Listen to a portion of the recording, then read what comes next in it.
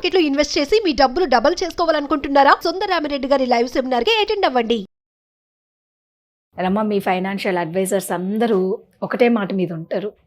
15,000 15 years 15% rate of ఇంట్రెస్ట్తో ప్రతి ఒక్కరూ కోటీశ్వర్లు అవుతారు అని. అవును మ్యూచువల్ ఫండ్స్లో చూసుకుంటే అప్ అండ్ డౌన్ బాగా కనిపిస్తూ ఉంటాయి. అవును ఇది ఎలా పాసిబుల్ అవుతుంది? అందరూ ఆ ఆశతోనే ఉంటారు. అందుకే చాలా మంది కూడా ఇంట్రెస్ట్ చూపిస్తూ ఉంటారు. బట్ చాలా మంది మాకు రాలేదు అని బాధపడే వాళ్ళు కూడా ఉంటారు కదా. ఎలా చెప్తారు మీరు అంత ఖచ్చితంగా? దీన్ని నేను ఎగ్జాంపుల్తో ఎక్స్ప్లెయిన్ చేస్తాను. బట్ దానికన్నా ముందు దీన్ని కాంపౌండింగ్ అంటారు అనమాట. ఓకే. సో అందరూ ఏమంటారంటే 15 years కనుక 15% రేట్ ఆఫ్ రిటర్న్ తోని మనము 15,000 దాచుకుంటే ఈజీగా ₹1,00,00,000 సంపాదించవచ్చు అని నేనే కాదు ప్రతి ఒక్కరు చెప్తూ ఉంటారు. సో చాలా మందికి ఉన్న డౌట్ ఏంటి అంటే 15% ప్రతి సంవత్సరం పెరగాలి కదా, మ్యూచువల్ ఫండ్స్ ఎక్కడ పెరుగుతుంది? ఒక సంవత్సరం పెరుగుతుంది, ఇంకో సంవత్సరం పడిపోతుంది. అలాంటప్పుడు మా డబ్బులు కాంపౌండింగ్ అవుతుందని మాకు ఎలా తెలుసు? ఓకే. చాలా మంది క్లయింట్స్ అడుగుతారు అండ్ నువ్వు కూడా అడిగావు. సో అందరికి ఈ వీడియోలో క్లారిటీ ఇచ్చేద్దాము. సో అర్థమవుతుంది కాంపౌండింగ్ అనేది ఎలా జరుగుతుంది అన్నది. బట్ దానికన్నా ముందు కాంపౌండింగ్ అంటే ఏంటో తెలుసుకోవాలి.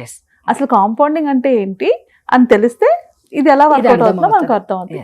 కాంపౌండింగ్ ని సింపుల్ టర్మ్స్ లో చెప్పాలి అంటే మీ డబ్బే మీకు డబ్బుని సంపాదించి పెట్టడాన్ని కాంపౌండింగ్ అంటారు.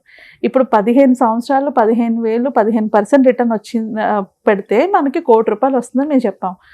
నెక్స్ట్ కోటి 5 ఏళ్ళలోనే వస్తుంది. ఇప్పుడు కష్టపడి ₹1,00,00,000 మనం రాయడానికి 15 సంవత్సరాలు పట్టింది. ఈ లెక్క ప్రకారంగా నెక్స్ట్ కోటి మనకి 5 years లో వస్తుంది. ఆ నెక్స్ట్ 1 crore 3 years లోకి వస్తుంది. సో మనం ఫస్ట్ 1 crore రాయడానికే ఎక్కువ టైం పడుతుంది. ఎందుకు అంటే కాంపౌండింగ్ అవ్వాలి అన్నది. ఇక్కడ పాయింట్ ఏంటి అంటే ₹1,00,00,000 ఎందుకు తీసుకున్నాము అంటే అందరికీ ఆ కోటి అన్నది ఒక కళ.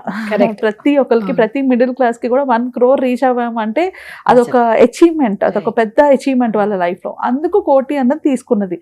బట్ కాకపోతే ఏం జరుగుతుందంటే ఏదైనా కూడా పెరుగుతూ వెళ్తేనే పెరుగుతుంది అని మనం అనుకుంటున్నాం ఈ ఫార్ములా బట్టి. బట్ మ్యూచువల్ ఫండ్ లో అలా జరగతే ఒక సంవత్సరం పెరుగుతుంది, ఇంకో సంవత్సరం పడుతుంది. సో పెరిగి పడే ఇలాంటి మ్యూచువల్ ఫండ్స్ లో కాంపౌండింగ్ జరుగుతుందా, అలా జరిగిందా అని చాలా మందికి డౌట్స్ ఉన్నాయి. చాలా కేసెస్లో జరిగాయి. ఆల్మోస్ట్ ఒక 5-6 ఫండ్స్ ఉన్నాయి. 30 సంవత్సరాల నుంచి కూడా ఫండ్స్ ఉన్నాయి. అందులో కనుక ఎవరైనా ఇన్వెస్ట్ చేసి ఉంటే ఈ పార్టీకి కోట్లు కాదు ఇంకా ఎక్కువ వచ్చి ఉంటుంది. నేను స్క్రీన్ షాట్ పెడతాను సో దట్ మీకు అర్థమవుతాయి ఆ ఫండ్స్ నేమ్స్ పెట్టకుండా. బికాస్ పాయింట్ ఏంటి అంటే జరుగుతుందా అంటే జరుగుతుంది. ఎప్పుడు జరుగుతుంది? అంతకాలం ఉన్నప్పుడు జరుగుతుంది. ఇక్కడ ప్రాబ్లం అక్కడ వస్తుంది. అంత పేషెన్స్ ఎవరికీ ఉండదు. 15 ఏళ్ళు కానీ 20 ఏళ్ళు కానీ వెయిట్ చేసే పేషెన్స్ ఎవరికీ ఉండదు.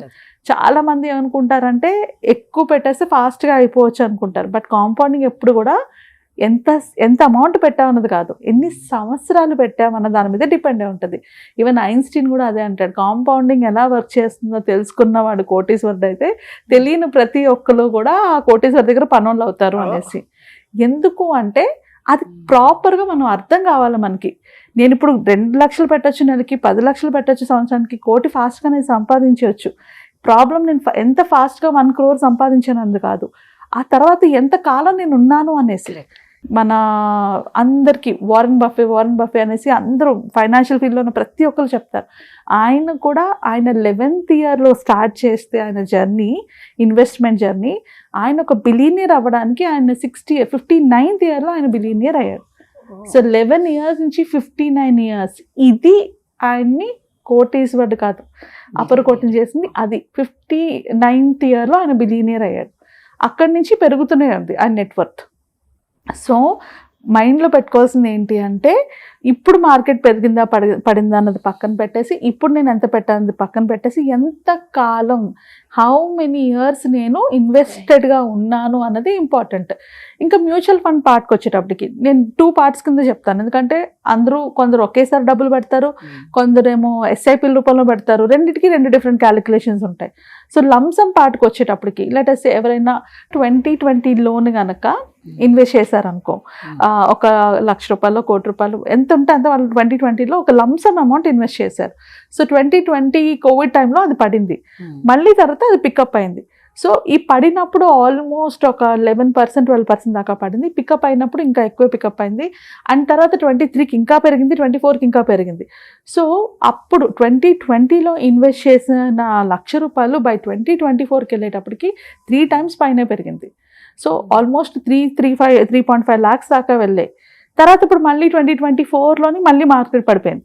సో మనం 15 అని మనం లెక్కేసుకుంటాం, కానీ మ్యూచువల్ ఫండ్స్కి వచ్చేటప్పటికి ఏమవుతుందంటే ఒక సంవత్సరం 15% వస్తుంది, ఇంకొక సంవత్సరం నెగిటివ్లోకి వెళ్తుంది. ఆ నెక్స్ట్ ఇయర్ నెగిటివ్లోకి వెళ్ళిన నెక్స్ట్ ఇయర్ రికవర్ అయిన తర్వాత మనకి వచ్చిన అమౌంట్ ఏదైతే అది ఇంకా ఎక్కువ ఉంటుంది, అంటే 30%, 23% అట్లా పెరుగుతుంది అనమాట.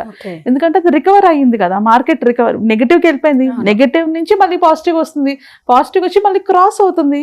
సో అది పికప్ అయ్యేటప్పటికి మనకి 22% రిటర్న్స్ వస్తాయి, అది మళ్ళీ పడుతుంది, మళ్ళీ పెరుగుతుంది. సో ఇలాగా పెరగడం పడడం ఈ ప్రాసెస్లోనే మనం అనుకున్న 15%లో అవ్వకపోవచ్చు, ఒకసారి 12% అవ్వచ్చు, ఒకసారి 9% అవ్వచ్చు, ఒకసారి నెగిటివ్ 10% 12%కి వెళ్ళిపోవచ్చు, ఇంకొకసారి 23% అవ్వచ్చు.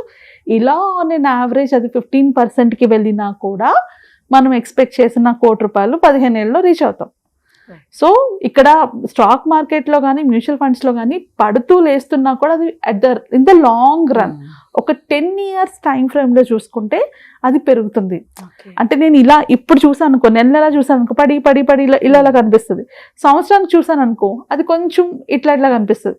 అది నేను 10 years చూసాను అనుకో ఇట్లాగే కనిపిస్తుంది, ఇలా పడి ఇలా పైకి వెళ్తూ ఉంటుంది అనమాట. సో గ్రాఫ్ అలా పెరుగుతుంది. సో అప్పుడు మీకు ఆ డిఫరెన్స్ కనిపిస్తుంది. ఎంత స్పీడ్గా ఎంత ఫాస్ట్గా నేను కోటి సంపాదించానన్న మీద ఫోకస్ కాకుండా ఎంత లాంగ్ నేను ఇన్వెస్టెడ్గా ఉన్నాననే దాని మీద ఫోకస్ పెడితే మీరు ఎక్స్పెక్ట్ చేసిన దానికన్నా ఎక్కువ రిటర్న్స్ ఉంటాయి, కోటి కన్నా ఇంకా ఎక్కువ వస్తాయి. బట్ ఆ పీరియడ్ ఉండాలి, అంత పేషెన్స్ ఉండాలి. మెయిన్ ప్రాబ్లం అదే. చాలా మందికి ఒక ఫీలింగ్ ఏంటి అంటే ఫాస్ట్గా నేను ₹1,00,00,000 సంపాదించాను అనుకో, నాకు కోట్లు సంపాదిస్తాను. కాదు, అది మీరు ఎంత ఫాస్ట్గా సంపాదించినా ఎంత స్లోగా సంపాదించినా మీరు ఇంకా వెయిట్ చేస్తూనే ఉండాలి. అది ఎంత వెయిట్ చేస్తే ఆ కోటి అన్ని కోట్లు అవుతూ ఉంటుంది. చాలా మంది నేను ఫాస్ట్గా ఒక 5 yearsలో 1 crore తెచ్చేసుకుంటే 6th year నుంచి నా 1 crore 2 crores 3 crores 4 crores అని ఎక్స్పెక్ట్ చేస్తారు. కాదు, అది టైం పడుతుంది మీకు. అలా మళ్ళీ మీరు వాడుకుంటారు కదా, దాన్ని అలా వదిలేరు కదా. అంటే వాళ్ళ పాయింట్ ఏంటి, 5 సంవత్సరాలు కనుక నేను ₹1,00,00,000 తెచ్చేసుకుంటే 6వ సంవత్సరం నుంచి నేను ఉద్యోగం చేయక్కర్లేదు, నేను ఉద్యోగం మానేస్తాను, వచ్చిన డబ్బులతోనే బతికేస్తాను అనుకుంటారు. బట్ నువ్వు ఎప్పుడైతే తీయడం మొదలు పెట్టావు నీ కోటి తగ్గిపోతుంది కదా, మళ్ళీ ఫ్యూచర్లో పెరగాలంటే ఎట్లా అవుతుంది? సో కంపల్సరిగా ఇది ఎంత టైం కాదు, ఎంత లాంగ్ ఉన్నామన్న పాయింటే కాంపౌండింగ్లో వర్కౌట్ అవుతుంది. అప్పుడే మీకు డబ్బుని సంపాదించి పెడుతుంది. మీరు నేను హెవీగా ఇన్వెస్ట్ చేసేసినా ఆర్ హెవీగా విత్డ్రా చేసేసినా అది జరగదు. ఇంకా SIPsలో కాంపౌండింగ్ వేరే విధంగా వర్కౌట్ అవుతుంది. దాని గురించి ఇన్ డీటెయిల్గా ఇంకో వీడియోలో మాట్లాడుకుందాం. నేను క్లియర్గా చూపిస్తాను. SIP అంటే ఒక ఫండ్ని తీసుకొని ఆ ఫండ్లో కాంపౌండింగ్ ఎలా జరుగుతుందని క్లియర్గా చూపిస్తే బాగా అర్థమవుతుంది. సో అదొక స్క్రీన్ మీద చూపించి అప్పుడు వాళ్ళు క్లియర్గా అర్థమైందో చెప్తాను. మనకి ఎక్కువ రిటర్న్స్ లంసంలో వచ్చినా కూడా కాంపౌండింగ్ జరిగేది మాత్రం SIPలో బాగా వర్కౌట్ అవుతుంది కాంపౌండింగ్. ఎందుకంటే మార్కెట్ పడినప్పుడు యూనిట్స్ పెరుగుతాయి, మార్కెట్ పెరిగినప్పుడు ఆ యూనిట్స్ వాల్యూ పెరుగుతాయి. దానివల్ల కాంపౌండింగ్ బాగా మనకి SIPలో కనిపిస్తుంది. సో అది నేను ఒక లైవ్ ఫండ్ తీసుకొని ఎక్స్ప్లెయిన్ చేస్తే క్లియర్గా అర్థమవుతుంది. సో బేసికలీ కాంపౌండింగ్ వర్క్ చేయాలంటే ఎంత పెట్టా అన్న దానికన్నా ఎంతకాలం ఉన్నాం అన్న దాని మీద ఫోకస్ పెట్టాలి. అర్థమైంది కదండి. సో కాంపౌండింగ్ గురించి ఇంకేమన్నా మీరు ఇన్ డీటెయిల్గా తెలుసుకోవాలి దీని గురించి అనుకుంటే మాత్రం ఖచ్చితంగా కింద స్క్రోల్ అవుతున్న నెంబర్కి రమణి కాంటాక్ట్ అయితే మీకు చాలా చక్కగా చెప్తారు. Thank you.